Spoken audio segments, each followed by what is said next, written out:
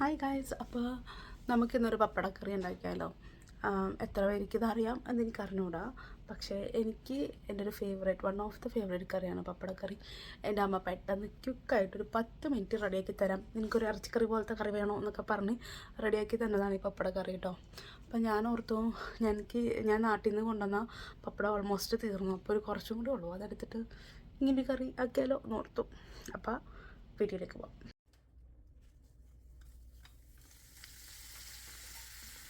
അപ്പോൾ ആദ്യമേ തന്നെ നല്ല ചൂടായ എണ്ണയിൽ നമുക്ക് പപ്പടം വറുത്ത് കോരാം. പക്ഷെ അതിന് മുമ്പ് പപ്പടം നിങ്ങളുടെ ഇഷ്ടമുള്ള ഷേപ്പിൽ കട്ട് ചെയ്തെടുക്കണം. ഞാൻ ഇത് ഫ്രിഡ്ജിൽ സ്റ്റോർ ചെയ്തുകൊണ്ട് ഞാൻ പ്രതീക്ഷിച്ച ഷേപ്പിൽ എനിക്ക് കട്ട് ചെയ്യാൻ പറ്റിയില്ല.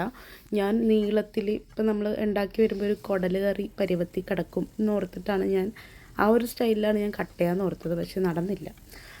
പപ്പടമൊക്കെ വറുത്ത് കോരിയതിന് ശേഷം ഞാൻ അതേ എണ്ണ ആട്ടോ യൂസ് ചെയ്തേക്കുന്നത്. അതായത് സവോള, നമ്മുടെ ബേസിക് പരിപാടി തന്നെ. സവോള വഴറ്റുക, ഇഞ്ചി വെളുത്തുള്ളി കുറച്ച് ഞാൻ ചതച്ചിട്ടു, പിന്നെ പച്ചമുളക് ഒരു 4 എണ്ണം, അത്രേ ഉള്ളൂ. എന്നിട്ട് അതൊന്ന് നന്നായിട്ട് വഴറ്റിയെടുത്തിട്ട് പിന്നെ അതിലേക്ക് മല്ലിപ്പൊടി ഞാനൊരു 1.5 സ്പൂൺ ഇട്ടിട്ടുണ്ട്, ഒരു കുറച്ച് മഞ്ഞൾപ്പൊടി, ഒരു 1/2 ടീസ്പൂൺ മഞ്ഞൾപ്പൊടി, പിന്നെ 1 ടീസ്പൂൺ കുരുമുളക് പൊടി ഇട്ടു, പിന്നെ 1/2 സ്പൂൺ ഗരം മസാല ഇട്ട് കൊടുത്തായിരുന്നു കേട്ടോ. അതിനുശേഷം ഞാൻ നമ്മുടെ ഈസ്റ്റേൻ്റെ ചിക്കൻ മസാല അതിനകത്ത് കുറച്ചിടുന്നുണ്ട്. ഒരു ചെറിയ ഇറച്ചിക്കറിയുടെയൊക്കെ ഒരു ഫ്ലേവർ, അത് ചിക്കൻ കറിയുടെയൊക്കെ ഒരു ഫ്ലേവർ കിട്ടാനാണ്. ഗരം മസാല ഇട്ടാൽ തന്നെ മതി, പിന്നെ ഞാൻ ജസ്റ്റ് ഇട്ടെന്നുള്ളൂ. പിന്നെ ഒരു ടീസ്പൂൺ മുളക് പൊടി. എനിക്കിത് റെഡ് കളർ വേണ്ട, അപ്പോൾ അതുകൊണ്ട് ഞാൻ അധികം മുളക് പൊടി ഇട്ടില്ല.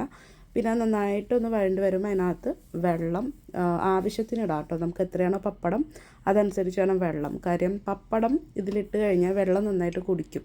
അപ്പോൾ എത്ര വെള്ളം ഇട്ടാലും എന്ന് വെച്ചാൽ അത് അബ്സോർബ് ചെയ്യും പപ്പടം, അപ്പോൾ അതുകൊണ്ട് പേടിക്കണ്ട.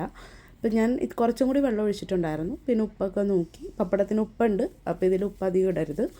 പിന്നെ നമ്മുടെ പപ്പടം അതിനകത്ത് മിക്സ് ചെയ്തിട്ട് ഇളക്കി പൊടിക്കരുത്. പൊടിച്ചു കഴിഞ്ഞാൽ അത് ഒരു കുറുക്കോലായി പോവും. നൈസ് പതുക്കെ ഒന്ന് അമർത്തി കൊടുത്താൽ മതി. അപ്പോഴേക്ക് എല്ലാ വെള്ളവും ആ പപ്പടം അബ്സോർവ് ചെയ്ത് നല്ലൊരു റോസ്റ്റ് പരിവമായി കിട്ടും കേട്ടോ. അപ്പോൾ അതാണ് നമ്മുടെ ഈ കറിയുടെ പരിവം. പിന്നെ നിങ്ങൾക്ക് നിങ്ങളുടെ കൺസിസ്റ്റൻസിയിൽ വെക്കാം. വെള്ളം വേണമെങ്കിൽ അങ്ങനെ വെക്കാം, അല്ലെങ്കിൽ ഇതിപ്പോൾ അത് അബ്സോർബ് ആയിക്കൊണ്ടിരിക്കുക, നമുക്ക് അധികം നേരം പെട്ടെന്ന് തന്നെ നമുക്കിതിൽ വെള്ളമൊക്കെ പോയി കിട്ടും. അപ്പോൾ നമ്മുടെ പപ്പടക്കറി റെഡി.